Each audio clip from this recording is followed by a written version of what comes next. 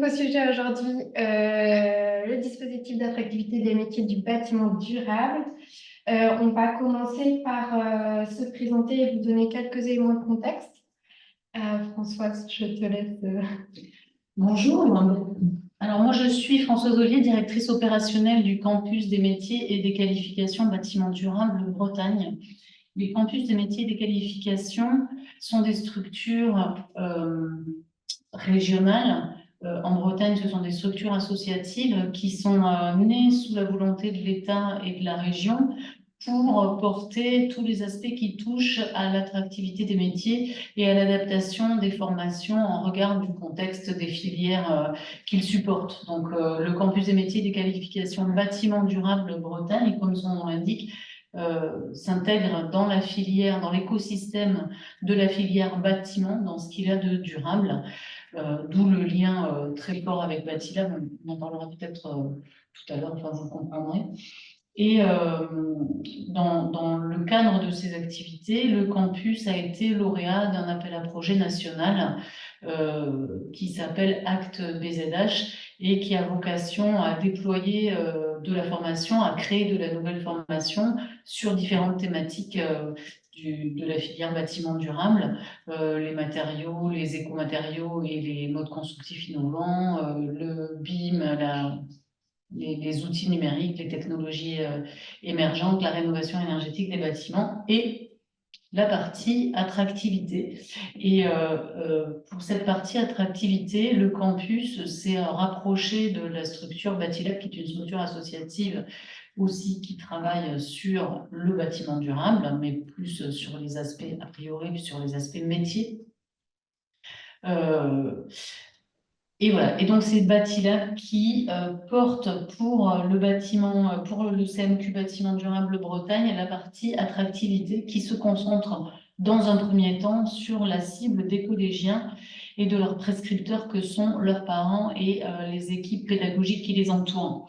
Et pour cela, on a la chance d'avoir une chargée de mission attractivité des métiers du bâtiment durable depuis le mois d'août dernier, en la personne d'Agathe Ledicabel qui va vous présenter une restitution de l'enquête auquel les collèges du privé et du public ont été soumis dans le courant de l'hiver et qui surtout va vous présenter le dispositif d'attractivité des métiers du bâtiment durable qui est en cours d'élaboration. Voilà. Les éléments de contexte. Merci.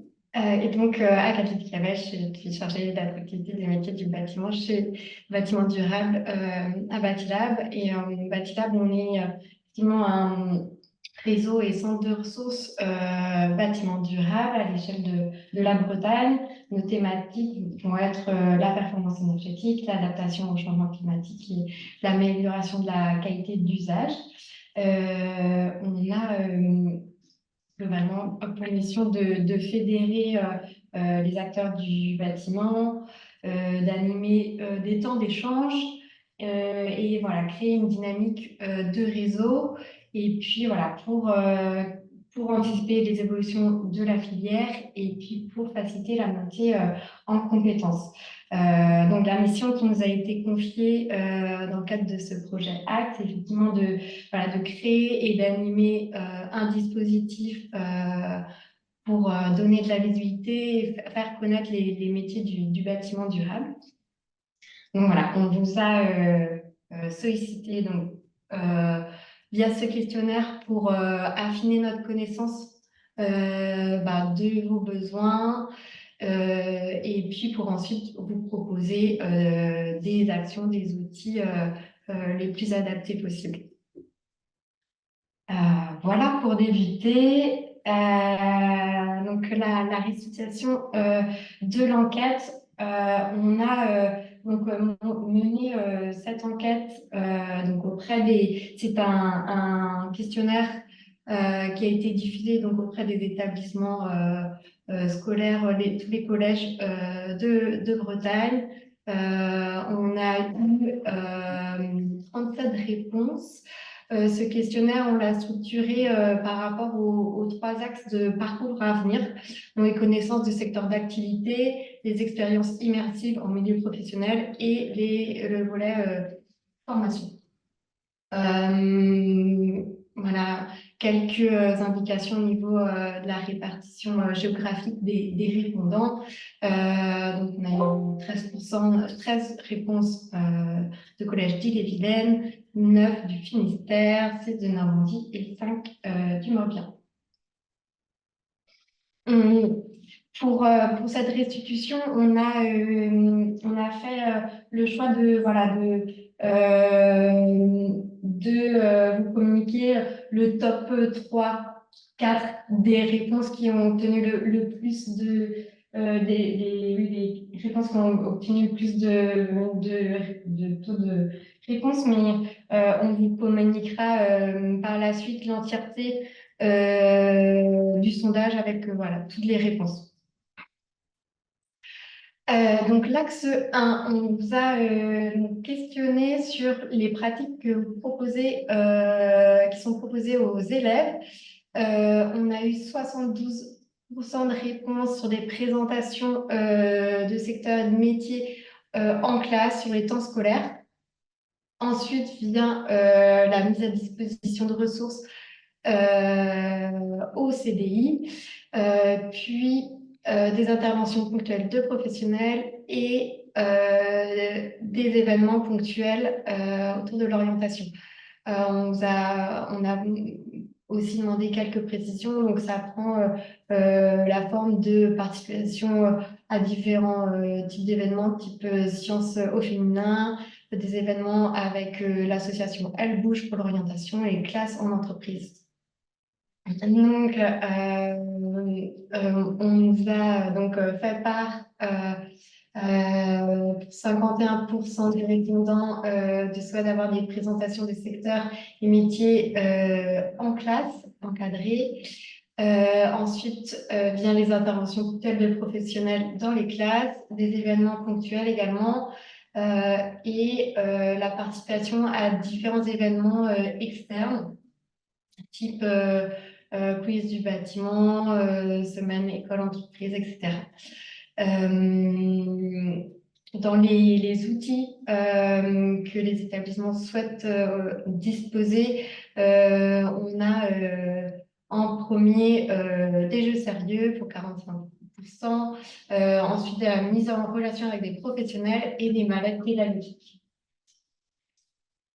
Les freins rencontrés par les établissements, le principal frein est le manque de moyens financiers pour déplacer les élèves, 67%. Ensuite vient le manque d'outils pratiques et ensuite le manque de connaissances sur les métiers. Également été communiqué le manque de temps et puis aussi une difficulté au niveau de la taille des établissements, du coup avec une variété de projets professionnels d'envie des élèves auxquels il est difficile de répondre. L'axe 2 sur les expériences immersives en milieu professionnel. On a sondé les pratiques sur les expériences d'immersion pour les élèves et pour les enseignants. Pour les élèves, on a 91% des mini-stages et ensuite des visites d'entreprise et de chantier. Et pour les enseignants, il aurait proposé des visites d'entreprise et de chantier à 40% des répondants. Aucune expérience immersive pour 27% et des mini-stages pour 24%. Vous avez également questionné sur les pratiques souhaitées. Ce qui est ressorti, ce sont des visites d'entreprise et de chantier pour 48%. Ensuite, des parcours de découverte de filières et puis des mini-stages. donc à destination des élèves et des enseignants. L'axe 3, sur les découvertes des formations post-collège, on vous a questionné sur les moyens d'information et les pratiques souhaitées. Alors, pour les moyens d'information, ce qu'il ressort, c'est les visites dans les lycées professionnels, ou centres de formation. Ensuite, idéaux, soit en accès libre, en autonomie, ou alors sur des temps encadrés, et aussi donc des visites de salons d'orientation. Parmi ces pratiques, dans les pratiques souhaitées, il est ressorti volonté d'accueillir des lycéens dans les établissements pour faire part de leur expérience, témoigner, des visites de salons de l'orientation, aussi des participations à des événements type Nuit de l'orientation. Donc des salons en interne dans l'établissement et des événements extérieurs. On a aussi questionné sur l'accessibilité de l'information sur ces formations niveau pré-bac et aussi post-bac. L'information est accessible et claire pour 37% des répondants, accessible et peu claire pour 27% des répondants. Sur la formation post-bac, accessible et claire pour 29%, accessible mais peu claire pour 21%. Il a été spécifié sur ce volet post-bac aussi, voilà, il y avait cette difficulté de se projeter encore pour les collégiens. Les structures d'appui, donc les répondants s'appuient principalement sur le CIO avec 72% de réponses. Ensuite vient les organismes et établissements de formation, ensuite les départements et les associations locales aussi sont pas mal sont sollicitées pour intervenir sur le temps d'orientation. On a aussi profité donc de ce questionnaire pour faire un focus sur bâtiments et bâtiments durables. On vous a questionné sur la présence du bâtiment. Est-ce que la filière bâtiment était présentée sur les temps d'orientation? Oui, à 56%. Alors, ça va être via des interventions professionnelles, via des événements type compétition des métiers, des événements aussi comme des visites de chantier avec les coulisses du bâtiment, des visites de lycées professionnels.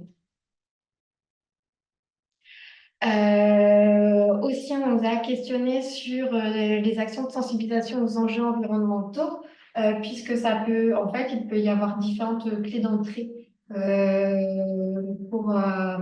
avec nos outils d'attractivité des métiers.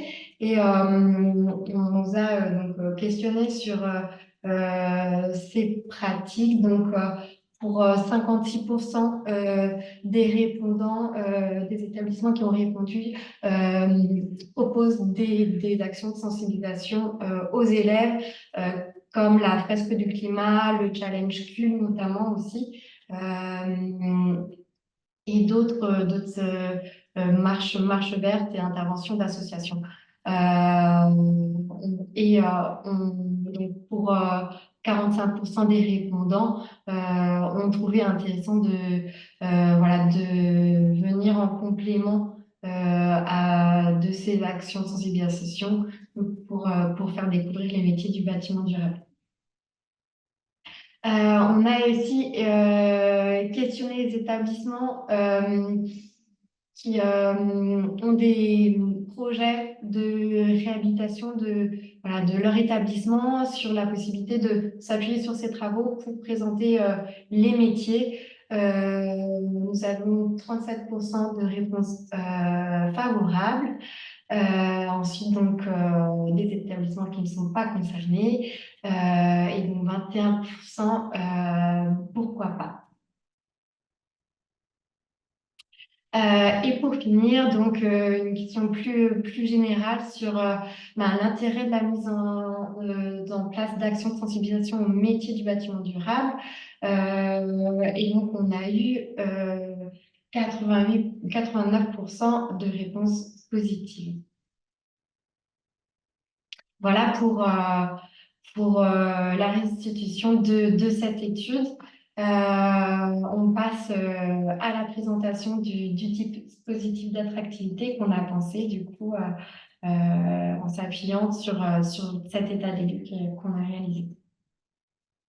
Alors notre ambition, c'est d'améliorer la visibilité et l'attractivité des métiers de la filière, dans ce cas-là d'innovant et de durable, pour susciter des vocations et répondre aux besoins futurs. Pour ça, on souhaite faire vivre des expériences marquantes, sensibiliser aux bâtiments durables, donner à voir les opportunités professionnelles à impact comme la filière. On souhaite aussi dégenrer la filière, attirer tous les talents, tout niveau de qualification confondu, et puis donc éclairer sur les parcours de formation disponibles sur le territoire pour accéder à ces métiers. Comme on le disait avec Françoise en introduction, c'est le public visé sont donc les collégiens et également les équipes éducatives et les parents d'élèves. On a construit le dispositif sur trois objectifs opérationnels, faire connaître, faire voir et faire faire. Pour vous préciser aussi, peut-être vous donner quelques idées plus précises sur ce que sont ces métiers du bâtiment durable.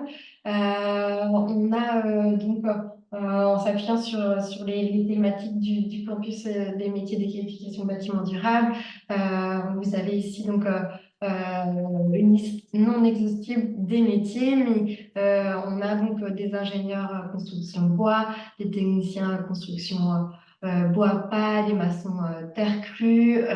Côté numérique, on va avoir besoin de chefs de projet BIM, d'économistes, de maîtreurs, plutôt en lien avec la rénovation énergétique. On aura des besoins de coordinateurs en rénovation énergétique, des techniciens en énergie renouvelable, des auditeurs, des contrôleurs, aussi en lien plutôt avec les technologies émergentes et autres, des ingénieurs d'analyse cycle de vie et plein de métiers aussi liés à l'économie circulaire et le remploi des matériaux. Voilà, donc ça c'est non exhaustif, mais c'est pour vous donner un peu une idée de ce qu'on entend par métier du bâtiment durable. Donc pour faire connaître, pour informer et sensibiliser au métier du bâtiment durable, on propose 6 outils. Donc on a une animation, on va avoir une animation voilà, d'une durée d'une heure, 32 heures, qui est un jeu de rôle pour voilà, se mettre dans la peau des professionnels du bâtiment durable. On aura aussi une installation immersive, itinérante, qui pourra du coup être installée dans les établissements. Ensuite, un escape game pour voilà, le côté plus ludique, sur un format plus court qui s'adapte aussi à plein d'environnements différents, assez du coup adaptables.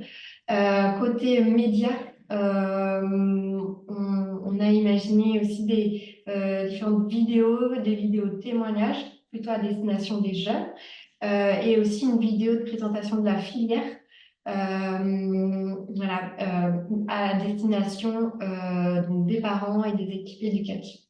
Et également un podcast, voilà, un format donc un peu plus long, pour voilà, un peu plus approfondir le sujet et également à destination des parents et des équipes éducatives. Ensuite, dans le faire voir, Pour proposer des expériences immersives en milieu professionnel, on propose des visites de chantier.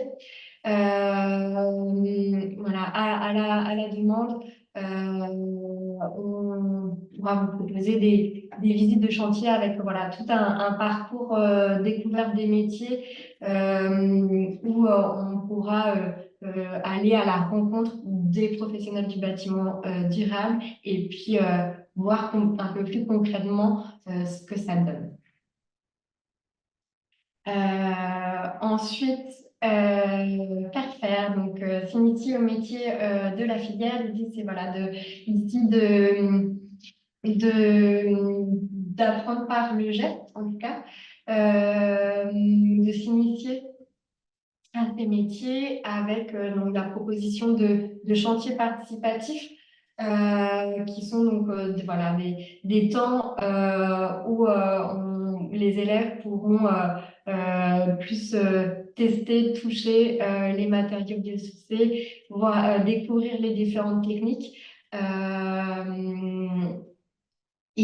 Ces chantiers participatifs pourront prendre différentes formes, soit être quelque chose de ponctuel, mais aussi on pourra réfléchir ensemble à intégrer ces chantiers participatifs en lien avec voilà, des projets peut-être annuels, des projets des établissements.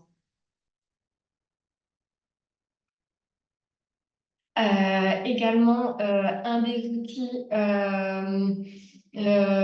pour l'attractivité des métiers, c'est notre futur annuaire des formations, qui est donc avec l'objectif de voilà d'informer sur toute l'offre de formation présente sur le territoire, que ce soit formation initiale et continue. Donc y figureront toutes les formations en lien avec nos thématiques dont on vous a parlé, donc les écomatériaux constructifs, le numérique, la rénovation énergétique et les usages, et puis les nouvelles technologies. Cet outil, alors, il va se mettre en place en 2 phases. On aura prochainement l'annuaire des formations continues d'ici septembre, qui sera en ligne, et pour les formations initiales, dans un second temps, à la fin de l'année. Voilà, ici une petite synthèse des différentes actions et des éléments aussi de calendrier par rapport à voilà, leur disponibilité. On aura donc dès la rentrée prochaine, dès octobre, la possibilité de, voilà, de vous proposer des animations métiers, des visites, des chantiers participatifs. Et puis également donc l'annuaire des formations continues qui sera également en ligne. Et puis viendront ensuite début 2025 les vidéos, témoignages de professionnels, l'installation immersive, notre escape game. Et puis pour septembre 2025, la vidéo de présentation de la filière et le podcast. Voilà le dispositif. On a créé un formulaire aussi qu'on vous invite à remplir pour nous faire part de vos souhaits si certaines de ces actions vous intéressent et que vous voulez voilà, nous signaler. Et puis, n'hésitez pas à nous mettre aussi au maximum d'informations sur des éléments de calendrier et de comment est-ce que vous imaginez qu'on pourrait décliner ces actions dans vos établissements. Et ensuite, ça nous permettra de revenir vers vous pour imaginer ça ensemble. Voilà pour la partie du dispositif. J'arrête J'espère que ça a été assez compréhensible et assez lisible. J'arrête le partage d'écran et puis on va pouvoir passer à un temps d'échange si vous avez des questions, réactions ou envie d'interagir. Et bonjour, alors pas DDEC 35. Est-ce que Oui, euh, j'aurais voulu savoir, c'est vrai que là j'ai eu du mal à voir toutes les diapos, mon écran étant tout petit déjà. Est-ce qu'on pourra être destinataire de votre diapo ou en tout cas une partie? oui, bien sûr. Ok, super. Euh, Merci. on va vous communiquer cette présentation-là et également l'entièreté de l'enquête. Ah, très bien, formidable. Ok. En tout cas, Je sur voulais ce que vous juste prévoyez pour septembre 24, je pense que vous aurez des demandes. Pas pléthore, mais ça peut être tout à fait intéressant. En tout cas, justement, je voulais préciser que, évidemment, au fur et à mesure que le projet avance et que les choses se concrétisent, les collèges seront avertis de la disponibilité désormais de ces outils-là. Et bien sûr que dans un premier temps, on travaillera avec les collèges pour réfléchir avec eux comment le dispositif que l'on déploie peut s'inscrire dans leurs propres problématiques liées à parcours d'avenir ou autres. Donc, il y aura des connexions, j'espère, qui vont être faites de façon un petit peu plus euh, en B2B, si je puis dire, pour travailler avec chacun, parce que tous les collèges n'ont pas forcément les mêmes calendriers, les mêmes envies de développer des projets. En tout cas, voilà, on rendra compte de l'avancée du dispositif et on se rendra disponible pour les collèges pour construire ou co-construire avec eux l'intégration de ce dispositif-là, ou en tout cas en partie, hein, dans les projets de chacun.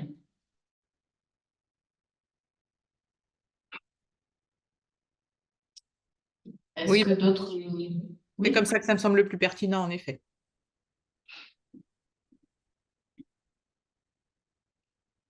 est-ce que tu peux Alors, on a une autre les question. persos, enlever la projection? Et moi, je vois bien. Ok, c'est bon, elle est bien enlevée. On vous voit toutes les deux. C'est bon. Mais, d'accord. On a une autre question. Alors, pour des déplacements sur site, par exemple, sur un chantier participatif, le transport sera-t-il pris en charge financièrement, autre que par les établissements?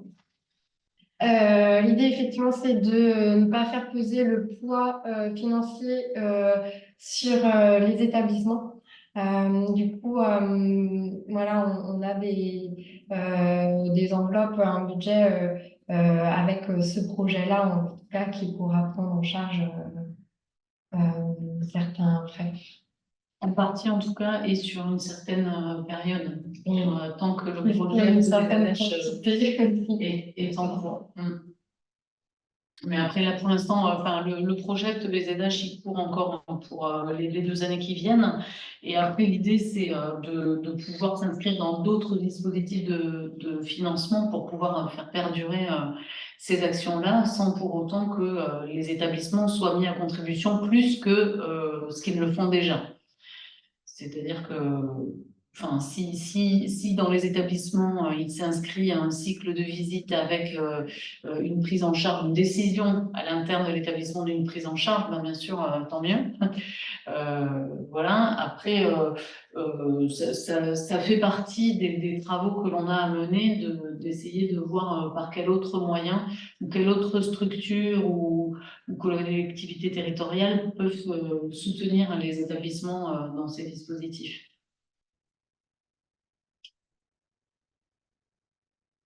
En tout cas, pour juste pour répondre quand même peut-être plus précisément à la question, les outils qui seront déployés ne seront pas, dans le cadre du projet là, ne seront pas achetés, ça c'est sûr. Euh, Par contre, au-delà, en effet, pour les problématiques liées notamment au transport, c'est encore une inconnue. On ne peut pas aujourd'hui garantir que tous les transports de tous les collégiens, parce que là, enfin, si on dit ça, comment vous dire, tous les collèges, et on ne sera absolument pas en capacité de faire face, bien sûr. Donc, ça n'empêche que après, les collèges doivent réfléchir au choix qu'ils vont faire dans leur dispositif lié aux attractivités de tous les métiers et de la place qu'ils donnent au métier du bâtiment durable et de voir sur leur budget propre comment ils s'organisent malgré tout, hein. Ça, c'est pour après la fin du projet de PZH. Et pour l'instant, on a aussi du mal à se projeter sur voilà, le nombre de demandes qu'on pourrait avoir. Mais là, n'hésitez pas à nous faire part de vos volontés, qu'on puisse, voilà, donc, comme vous êtes les premiers à qui on présente ce dispositif, vous avez cet avantage-là. Sur les visites, sur les chantiers participatifs, euh, il va de soi que là, ça va être du one shot, hein. En fait, c'est un établissement nous fait une demande précise et on se rend disponible pour construire, co-construire. Alors pour les visites, c'est plus un outil clé en main où on va, en plus de la visite, fournir un support pédagogique qui permet à l'enseignant ou aux équipes éducatives en charge du déploiement de cette visite de préparer la visite, de la réaliser et ensuite de faire des travaux de synthèse derrière. Pour les chantiers participatifs, on va être sur de la co-construction, c'est-à-dire que l'engagement de Batilab, c'est d'accompagner la réalisation, enfin la mise en place et la réalisation d'un chantier participatif et de co-construire avec les personnes dans les collèges les dispositifs pédagogiques qui vont avec. Voilà. Après, le Batilab est en lien avec une foultitude de structures qui sont en capacité de faire des propositions extrêmement concrètes, mais après, le rendre possible dans un établissement, ça ne peut pas se faire sans le concours de l'établissement.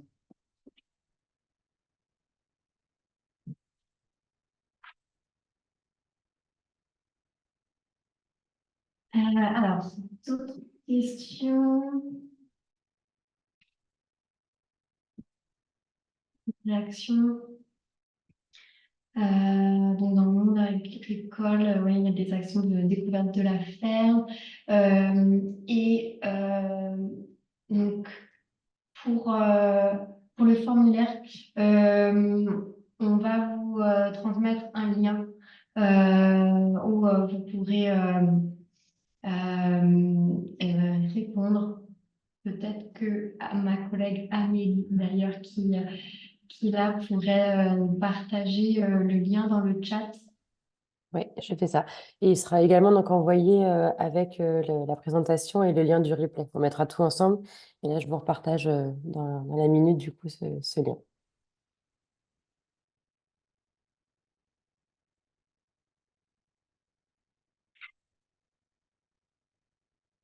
Est-ce qu'il y a d'autres questions, d'autres partages?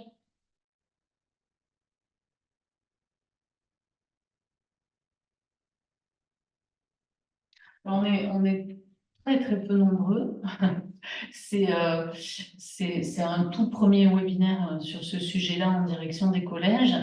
Et le questionnaire qu'on a envoyé, alors je l'ai fait moi parce que moi je suis en lien, moi je suis salariée du rectorat, donc je suis en lien avec le rectorat, donc j'ai une adresse AC-Rennes que vous connaissez bien. Malgré tout, en provenance du CMQ bâtiment durable, je pense que pour l'instant, les établissements ne connaissent pas la structure et ne connaissent pas non plus Batilab. Donc on a eu un taux de retour des questionnaires de 10%, ce qui est par rapport à d'autres études qui peuvent être faites par ailleurs, c'est pas du tout incohérent hein, en vue de la connaissance de la structure demandeuse par les gens qui sont sollicités. Donc ça n'a rien d'inquiétant, tout va bien.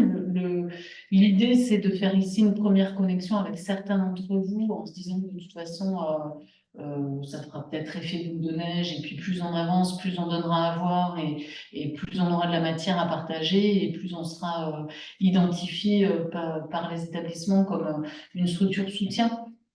Voilà, parmi d'autres, hein, je crois que l'attention des métiers concerne à peu près toutes les filières.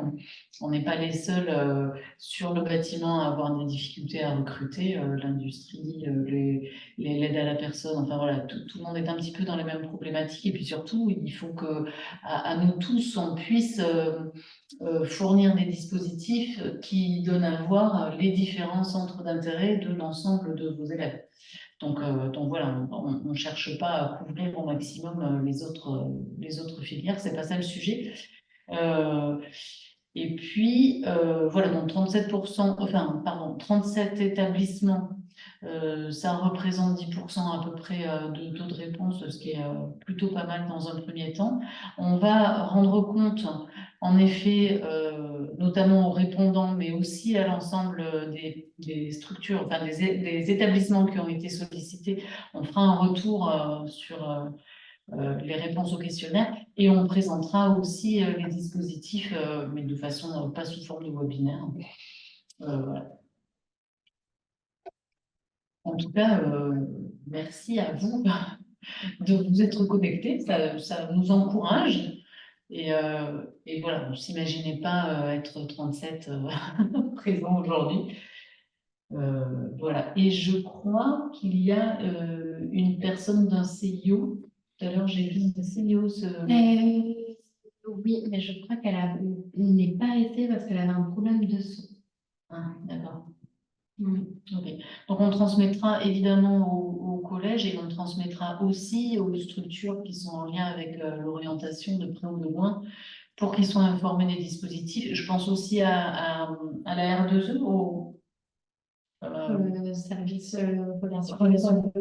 voilà, au service relations école-entreprise du rectorat, et on verra à terme ce qu'on peut faire figurer dans leur catalogue.